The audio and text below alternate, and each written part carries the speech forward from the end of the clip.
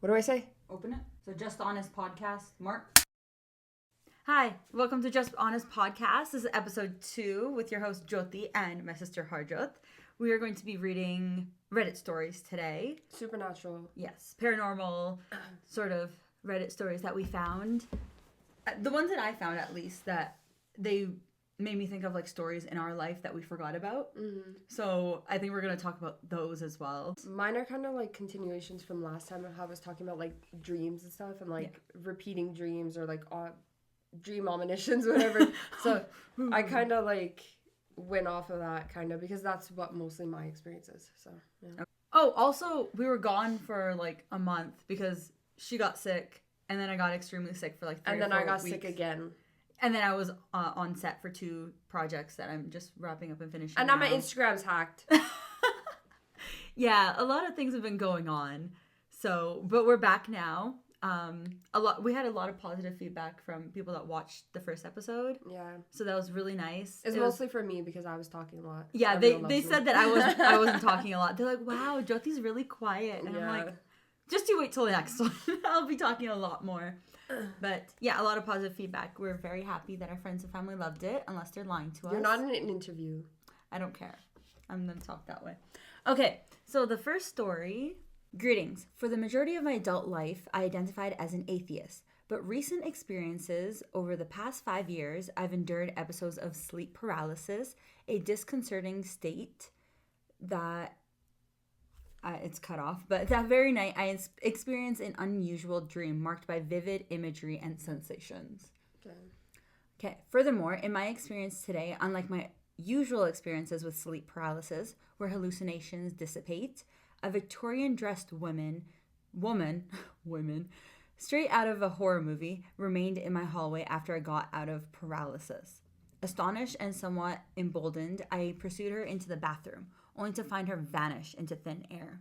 Why would you follow her? Freak. Tangerine, why? Adding to the complicity, in one particularly haunting episode of sleep paralysis, I awoke to what appeared to be the witch from the psychiatric ward standing before me. Clad in a blue aura and holding a book, she emanated an aura of ritualistic darkness, chanting in a manner reminiscent of Latin incantations toward malevolent forces.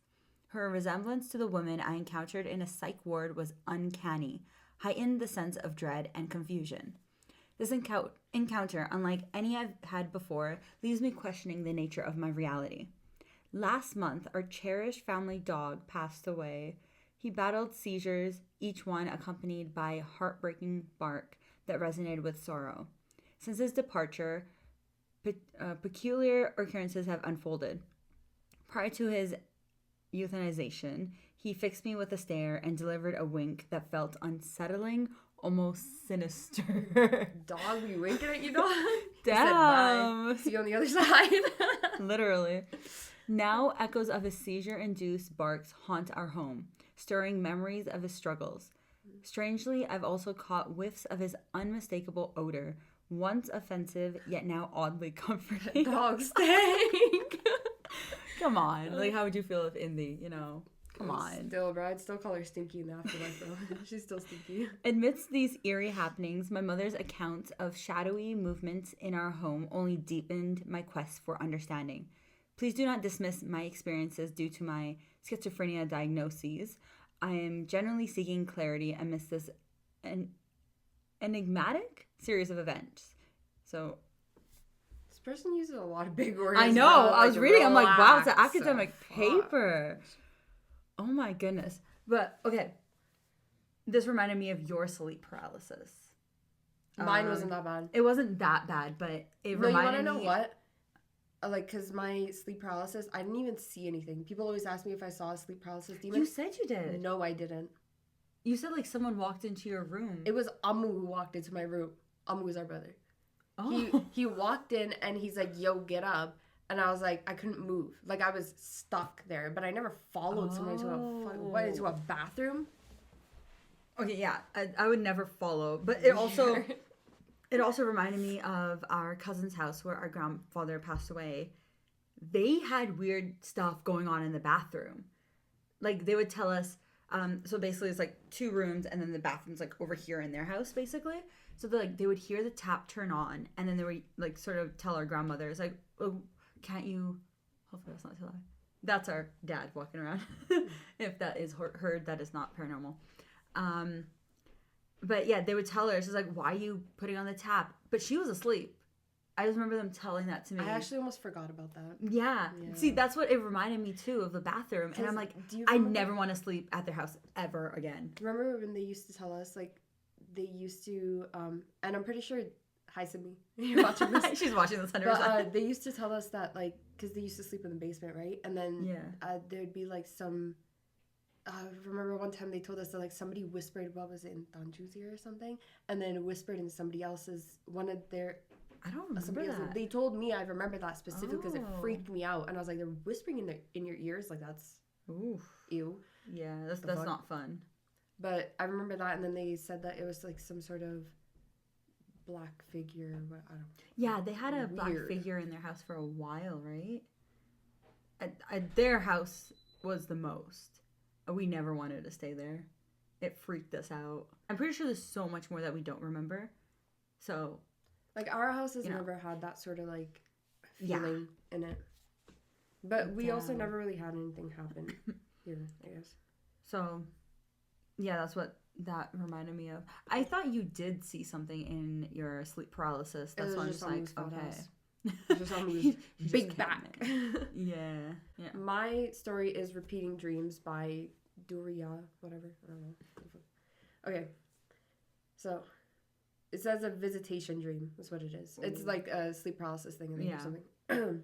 Love how we both went with that. Yeah. When I was 12 years old, paranormal activity was a real hype.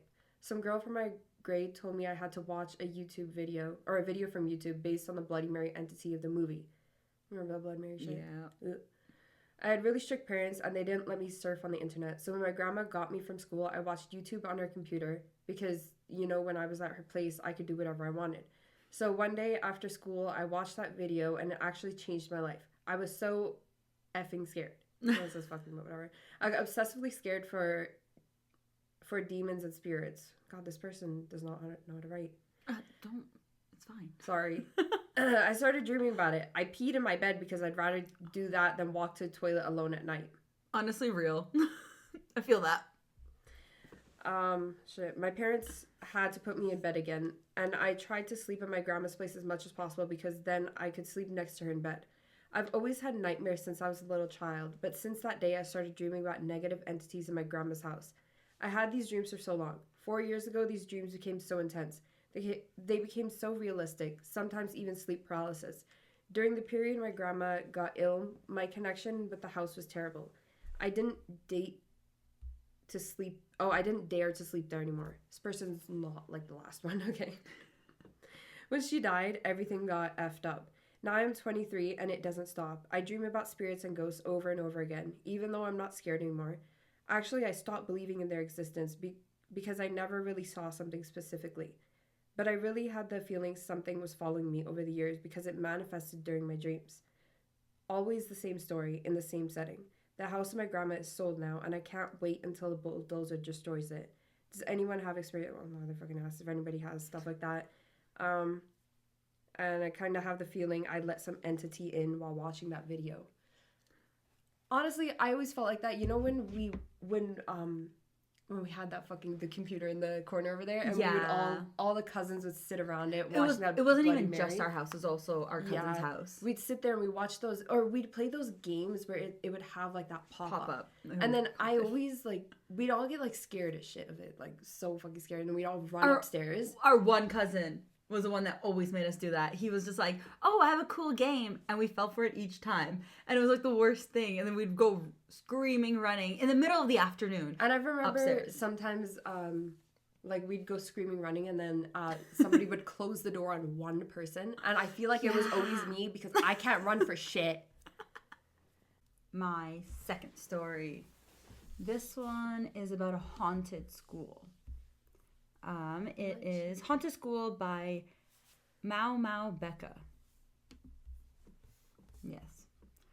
Alrighty. So, I teach kindergarten in a building that is over 100 years old, built in 1907. and it is on the National Register of Historic Places.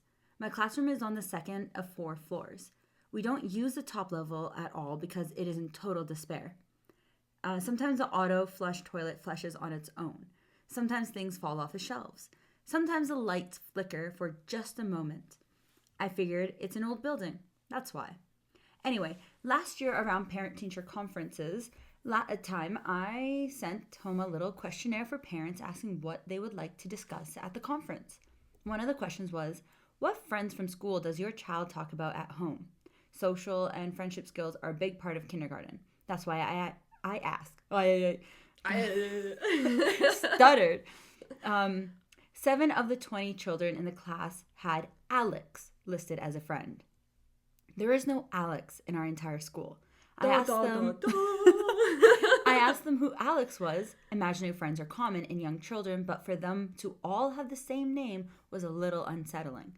They said things like, the quiet boy, he sits on the stool by the bookshelf always. He cries a lot. I figured it was just their imaginations, and they talked to each other about it. Then, yesterday, we were doing a tidy up of the classroom.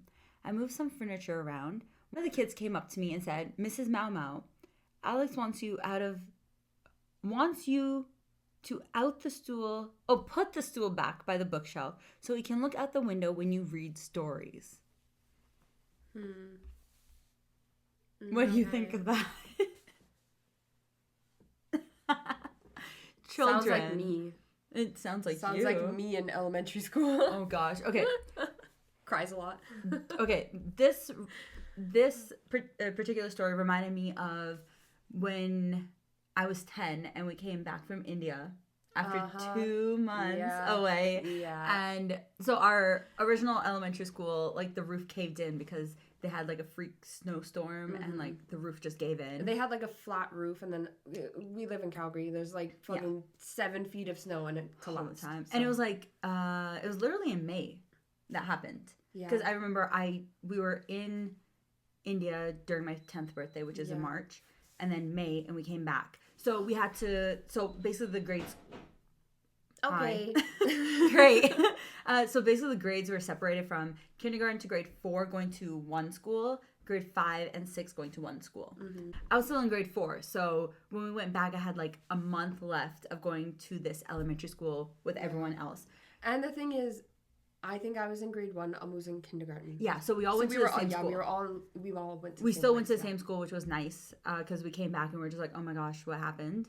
Anyways, that school, we heard stories from our cousins who went to school with us and from the kids in our classes and the people who have older kids already been going there. Yeah, so like the original students. Like there were so many stories about that school. Yes, the one that I really remember is.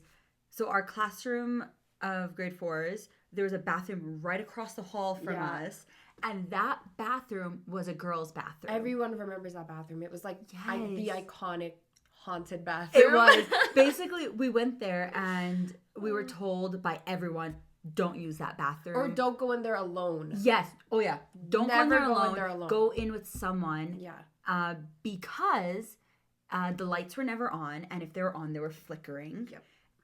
Some girl had this is all rumor, some girl had apparently died in there and it was haunting the bathroom, so none of the girls used the closest washroom to us. We would always go to like a farther one or second level or anything. Never the one across the hall, and the teachers never really understood it because there was no there was nothing that actually happened. I don't think. Kids just made this up. It spread and it's been going probably till this day. Mm-hmm. Kids don't use that bathroom, but it was haunted. And I think one time I went in with friends and we're just like, okay, we just really have to go to the washroom. And the teacher only gave us like 2-3 minutes. Mm-hmm. So we ran and we're like, okay, all together, let's go. We're not leaving without each other. We went in there and it was really dark. The lights were not working. I went in that bathroom once and I remember how dark it was. Yeah, and so it was like the sunlight was coming in, so it was nice, but as kids, like 10-year-olds, we're like, oh my gosh. But we all went and did our business. We were washing our hands and a mirror shook. Yeah, we freaked You out. did not tell me about this. I don't tell anyone. You didn't tell me about this. Yeah, no, we freaked out. We all just went, and we like just ran out of there. Straight into the classroom, and we're just like, okay, we're not talking about this. We're not talking about it. That did not happen. Someone bumped it. One of us hit it. Like, we tried to come up with logical explanations for it, because we're just like, because I'm like, no, that wasn't real. Like, this is all fake. Even then I knew. I'm just like, even if it's real, like, it kind of sucks for the girl if that was a thing. But then it would have been big news within our city anyways. Yeah. And it wasn't, and we don't remember any of that. There's nothing on the internet. So I remember one story from that school, and it was very significant. And I knew that this was like a bullshit story, but it was so wild. Like, such a wild story. Because you know how there was a hill. Oh my god, I know which one you're talking about. There was a hill. Yeah. And I don't remember exactly what it was, but apparently some kids were playing soccer and like a head rolled down the hill. Yeah. People said that either a person got decapitated at the top, or they were rolling down and they hit a tree because there were trees on the way down, and like their head came off. No, there was no trees. It was a hill. Just I was 6, so I don't remember. No, I remember this because I was 10, so I remember what it looks like to this day. It was like a plain hill. There's no trees. It was like, if there was a tree, it was like a tree over here, and then a long strip, and then a tree over here. But there was nothing. There was no big rocks. There was no trees in the way. I remember hearing that too. And it was a big field too. It was a schoolyard. It's such a wild story because it's like a head rolling down the hill. Because like it wasn't even on the news or anything. Or actually we'd have to check if it was on the news. I don't think it was. People were saying like some kids were playing soccer and then a head rolled down the hill, and then a whole bunch of people freaked out because they thought it was a soccer ball or something. And mind you, we have never heard any stories about our original elementary school at all. Which I went to... Actually, we went for like 4 or 5 years, and you guys went for like afterwards. Yeah. No stories from that at all. Nothing I remember haunted. But this one where we had to switch schools had so many stories. Like years prior to us going there, and like they were like passed down from older kids to younger kids. Yeah. They were either like that thing, like the whole Bloody Mary thing, like freaking little kids out, or they were actually true. I don't know. Some people said that the girl that died in the bathroom was Bloody Mary. I think that's why I was always like, that's not true. Oh, yeah. Like, not every mirror can have Bloody Mary in it, right? It's like really weird. Damn, she gets around. Like, fuck. I know. It's like, wow, teleporting from mirror to mirror. But it's like, okay, there's this school of kids that I gotta freak out. I gotta go over there right now. A sleep paralysis experience that shifted my beliefs. This one has a little bit of like, he goes off a little bit, but... A tangent. Yeah. Okay. I've always been intrigued by tales of cryptid and the paranormal, but I never had any personal experiences to share. To be honest, the lack of substantial evidence for such phenomena was somewhat comforting. Despite their fascination, these phenomena can be frightening. However, I experienced something about 10 years ago that completely shifted my perspective on the paranormal and spirituality. The short version is this, which is not very short, but...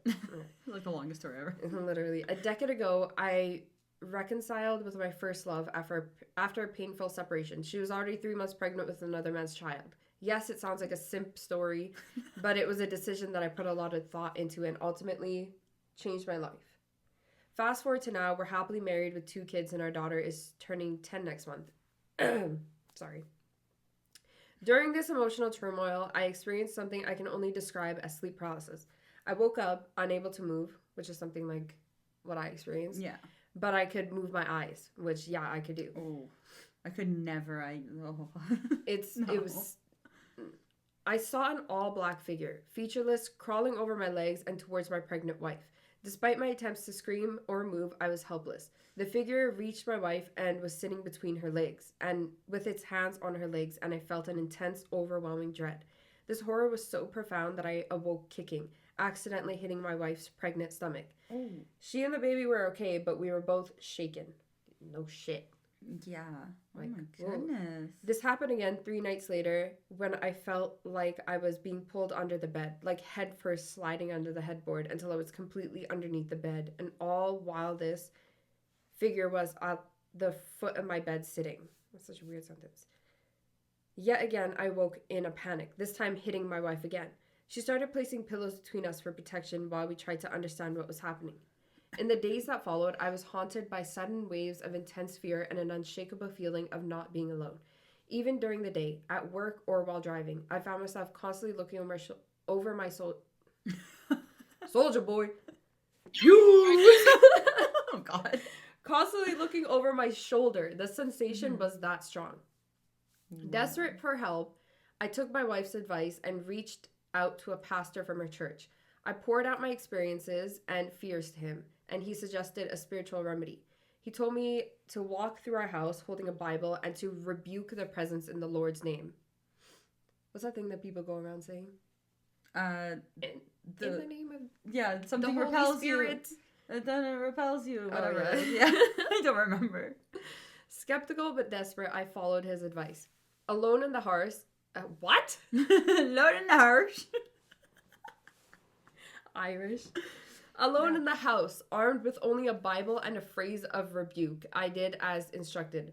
Initially, I didn't feel any change. Sorry, Irish. Initially, I didn't feel any change, but then slowly, the fear began to recede. Since that day, I've never experienced anything similar. I can't offer a scientific explanation for what I experienced, but it was powerful, personal confirmation that there's more to our world that we can perceive with our senses. Whether you classify it as paranormal, spiritual, or religious, I choose to view this as evidence that if unseen forces of evil exist, then there must also be forces of good. Take from my story what you will, but I need to share it. Damn. That's like, I feel like that's like a sabotage sort of. That's like the shit that we go through. Yeah, it's like the figure was trying to maybe possibly harm the baby and the mom. Like cause a miscarriage or something, because that's insane. That is, whoa. Like, and the family in general. Should we bring up the story with mom? Which one? Like how we went to that uncle and no, told not us? yet. That's like still fresh. Okay. Maybe later. But it's so relevant though. Yeah, but it's like something similar is happening or has been happening for years and years. Which we didn't know about until we went to somebody who kind of informed us about it. But our mom knew about it. She always had a feeling. Yeah. Yeah, so... yeah. We'll leave that for another time, maybe in the future. Yeah. So... if it gets resolved. Yeah. Also, okay, you were saying, like, you as a kid talking to children. What do you mean? Oh, no, I just meant, like, wanting to look out the window and cry. Oh, okay. I just so confused. I'm like, what? You